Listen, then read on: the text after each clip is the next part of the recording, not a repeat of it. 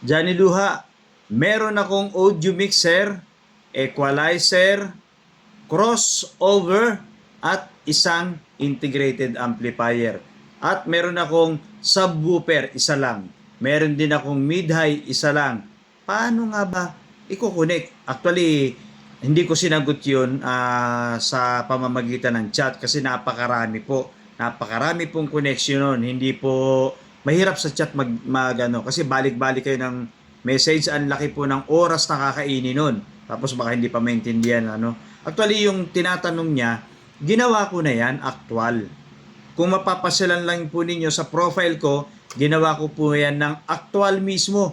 Pinagana ko, ikinunik ko yung audio mixer sa equalizer, tapos mayroong isang crossover. Gumamit ako ng crossover para ihiwalay yung subwoofer at yung mid. Wala pong high.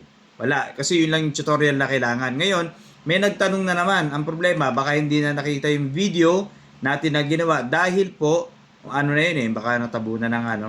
Kaya lang, kaya nyo bang intindihin kahit hindi ko yung actual ngayon? O kung kaya nyo namang intindihin, sige, pwede nyo naman balik-balikan yung video para po kayo ay matuto. Uulitin natin, audio mixer, merong isang equalizer, merong isang crossover. Si crossover ang maghihiwalay ng mid-range or mid na speaker, isa lang din. Tapos subwoofer, isa lang din. Okay, ganito po ang connection. Depende po tayo sa mga audio mixer na ginagamit. Kasi ang umpisa natin po yan sa main output ng left and right or A and B. Kasi may mga audio mixer po na merong XLR, pwedeng PL jack, pwedeng RCA. So mamimili po kayo doon. Okay, kung ano man yung audio mixer ninyo. Ito po yung tutorial. Yung main output left and right ng ating audio mixer, i-connect mo sa input ng inyong equalizer. Dinadahan-dahan ko po para po kayo ay makasunod, no? Uulitin natin. Main output, dalawa, depende sa cable, papunta po sa input ng inyong equalizer. Then, kumuha kayo ng panibagong cable wire, maglagay kayo sa output ng inyong equalizer, papunta sa input naman ng inyong crossover. Sa crossover, merong 6 na butas. Sa kanan at kaliwa, merong tatlo. Sa kaliwa, 3. Ganun din yan. Bali 6 eh. Left and right yan. Ngayon, hahanapin nyo doon yung butas nung may nakasulat naman po yun kung sub. No? Left and right. Sub. Dahil nga isa lang ang speaker, pwede kayo mag-mono. No? So, ganito. Yung lalagyan nyo mismo ng subwoofer, kahit isang channel lang gamitin ninyo, no? Lalagyan nyo ng cable wire yung left or right channel ng inyong crossover ng cable wire papunta po sa input selector ng inyong amplifier or integrated amplifier. So ganito, halimbawa, may butas yung crossover. So kuha tayong crossover. So ito yung crossover. Dahil isa lang nga po ang amplifier ninyo, pwede po kayong mag-mono. Mono lang.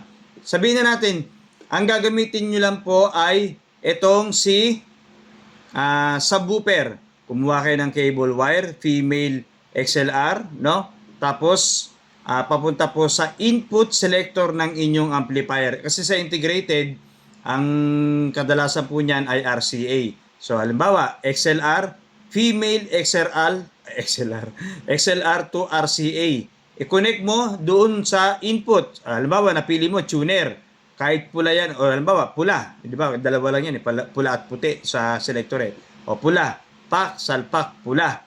So, meron ka na agad na ating sub.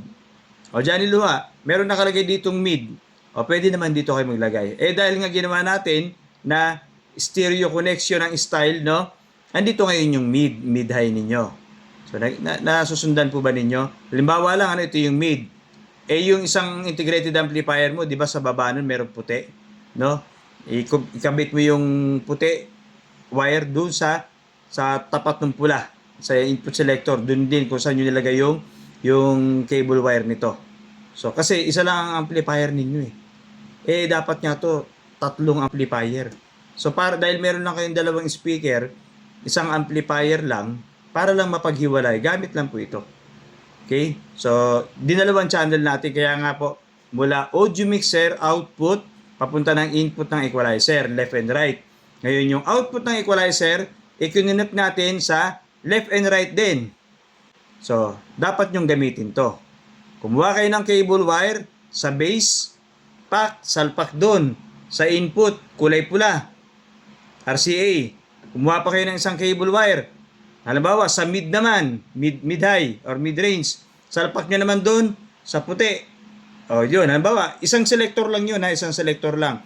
Kung tuner nyo napili, doon lang kayo. Huwag kayo pipili ng ibang selector, doon lang. So, meron na kayo. O, paano maghihiwalay? Maghihiwalay na yun kasi may volume control po ito eh.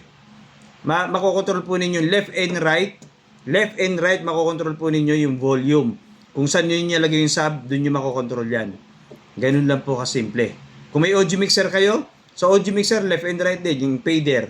No? May mga audio mixer kasi, isang volume control lang, yung bilog lang, no? So, kaya mahirap pag hindi naka-actual, no? Pero may actual kasi ako dyan, tutorial. Hayaan nyo, susunod na video ko, gagawin ko ng tutorial yan. Kung kaya nyo sundan yung tinuro ko ngayon, gawin nyo. Isang amplifier lang yun, pero napaghiwalay nyo yung mid at saka yung sub. Kasi dalawa yan, no? Cable wire lang po pinagkaiba. Cable wire ng mid, cable wire ng subwoofer. I-connect mo sa input nun, yung pula or puti. Depende kung anong gusto mong gamitin, pula o puti, pwede. Basta isang input lang nito ang gagamitin mo, hindi pwedeng dalawa. Hindi kasi, magta-transition kayo, paano nyo pipindutin yan? Dapat nasa isang channel nila para tumunog silang dalawang sabay. Okay? So, actual, huwag kayo mag-alala. Gagawin natin uli yan para hindi po kayo mas mahirapan. Pero kung kaya nyo puntahan yung video ko na nauna, balik-balikan nyo lang po yun.